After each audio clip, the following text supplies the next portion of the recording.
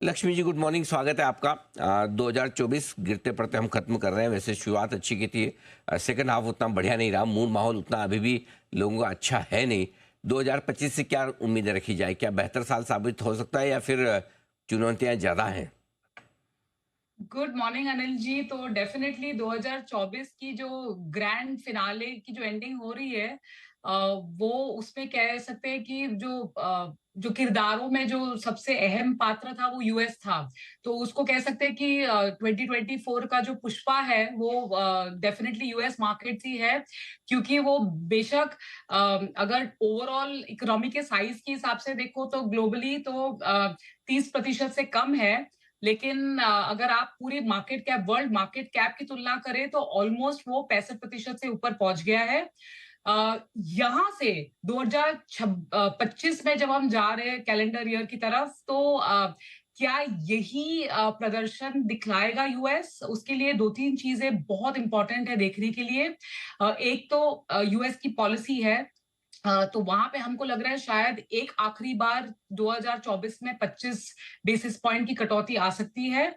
लेकिन 2025 की जो वोलेटिलिटी है जो हमने ग्लोबली इस साल में भी देखा, वो हमें लगता है बरकरार रह सकती है। तो यहां से आने वाले 12 महीनों में जो रास्ता है वो थोड़ा उबड़ खाबड़ हो सकता है। लेकिन आई थिंक कॉन्फिडेंस बरकरार रखना बहुत जरूरी है ग्लोबल सेंट्रल बैंकर्स के ऊपर, और खास करके इंडियन सेंट्रल बैंकर्स पे भी। ओके, तो ग्लोबल सेंट्रल बैंक्स और आरबीआई, ये आपके लिए सबसे बड़े की ट्रिगर होंगे। तो क्या उम्मीद की जाए कि आरबीआई तेजी से ब्याज दरें घटाएगा? कब से उम्मीद कर रही है आप और कितनी? तेजी से तो पता नहीं, बट हमें लगता है कि जैसे यूएस में भी 2025 में शायद रेट कट की जो गति है वो स्लो डाउन हो सकती है। इंडिया में भी अगर आप देखो तो हमारी महंगाई के आंकड़े ठीक ठाक ही आ रहे हैं, और खरीफ की उत्पाद ठीक ठाक हुई है। तो उसकी वजह से फूड इन्फ्लेशन जो आरबीआई को काफी खटकता है, वो भी थोड़ी जो उलझी हुई थी वो थोड़ी सुलझती हुई दिख रही है। तो हमें लगता है कि अगर उनको श्री गणेश करना है रेट कट के आगमन का, तो वो फरवरी 2025 से कर सकते हैं। पर हमें जैसे हमने बताया, सीरीज ऑफ रेट कट्स नहीं दिख रहा है। एटलीस्ट दो रेट कट की उम्मीद की जा सकती है 2025 में। 2025 में दो रेट कट तो हो ही जाएंगे। चलो, वो भी काफ़ी ठीक है, कम नहीं है। आपने कहा कि 2025 में पैसा बनाना थोड़ा मुश्किल होगा, आसान नहीं होगा 2024 की तरह, स्पेशली जो फर्स्ट हाफ में हमने 2024 में देखा। आ, अगर भारतीय बाजारों में तेजी बनी, अच्छी बनी, तो किस वजह से? क्या ट्रिगर्स होंगे आपके हिसाब से? दो तीन की ट्रिगर्स होंगे। जैसे मैंने आपको बताया, काफी सारा जो फ्रंट लोडिंग ऑफ रिटर्न्स जो कि 2024 में हो चुका है, चाहे वो निफ्टी की खरीदारी करी हो या फिर कोई स्टॉक्स या म्यूचुअल फंड्स की खरीदारी करी हो, तो पिछले 12 महीने में काफी मुनाफा हुआ है लोगों को।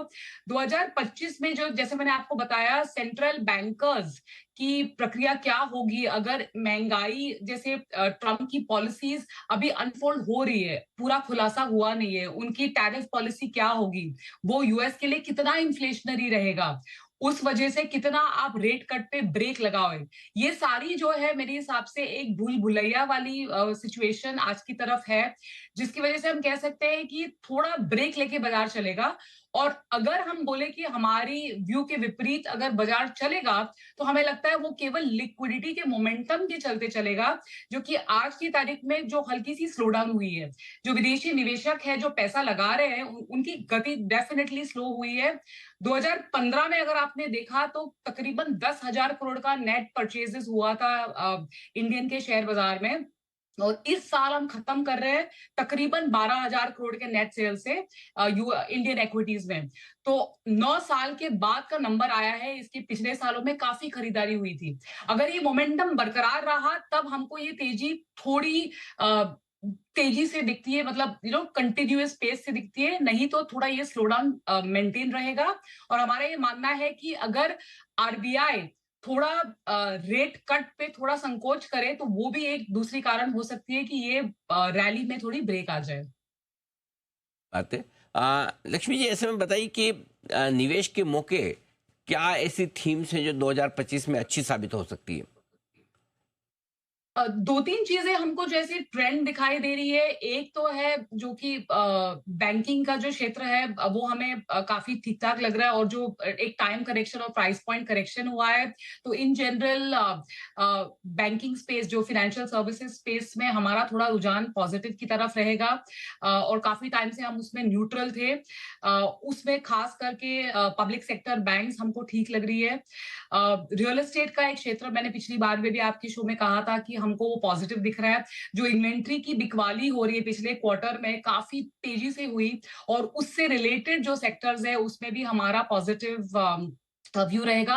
और ये बात गौर फरमाना बहुत जरूरी है, ये दोनों सेक्टर जो है इंटरेस्ट रेट सेंसिटिव है। तो जैसे ब्याज दरें घटती है, इनमें मुनाफा होना जायज है, थोड़ा लैग में आएगा, बट वो ये सेक्टर्स हमको ठीक लग रहे हैं। हेल्थ केयर और जो फार्मा, जो वेलनेस सेक्टर है, वो हमको पिछले 4-5 क्वार्टर से ठीक लग रहा है।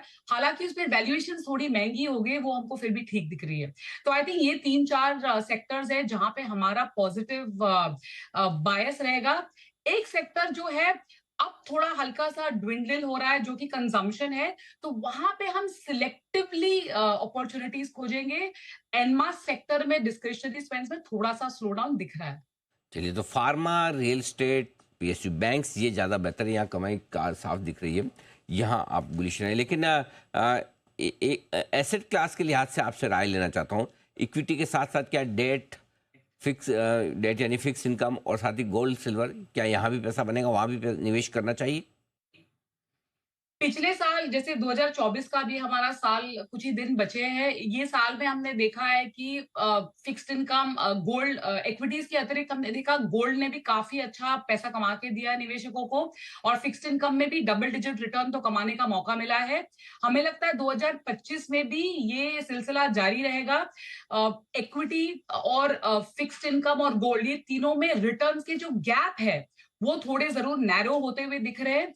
लेकिन जैसे अर्निंग्स ग्रोथ का जो सर्टेनिटी आएगा, वहां से 12-13% अगर इक्विटी में अगर आप उम्मीद करते हो अगले आने वाले एक साल में, तो तकरीबन 10 से 12% का रिटर्न हम फिक्स्ड इनकम में भी कमा सकते हैं। लेकिन अगर हम लंबी अवधि के बॉन्ड लेंगे, जो 25-30 साल का बॉन्ड लेंगे, वहां पे हमको ज्यादा मुनाफे का पोटेंशियल दिख रहा है। और गोल्ड तो हम काफी टाइम से पॉजिटिव है, आपको पता है सेंट्रल बैंक की बाइंग अभी भी बरकरार है, और हमें लगता है 2025 में भी वो जारी रहेगी। ओके, गोल्ड पर पॉजिटिव है, फिक्स इनकम पर पॉजिटिव है, इक्विटी पर भी सेलेक्टिवली पॉजिटिव है। लक्ष्मी जी, बहुत बहुत धन्यवाद। मतलब अगला साल आप ही का रहेगा, आप ही के नाम का। लक्ष्मी जी किस कहीं भी निवेश करें, आएंगी जरूर। आपको एक बार नववर्ष की अग्रिम शुभकामनाएं, और लक्ष्मी जी बहुत बहुत शुक्रिया आज हमारा साथ देने के लिए। शुक्रिया, आपको भी, थैंक यू। Thank you. और 24,400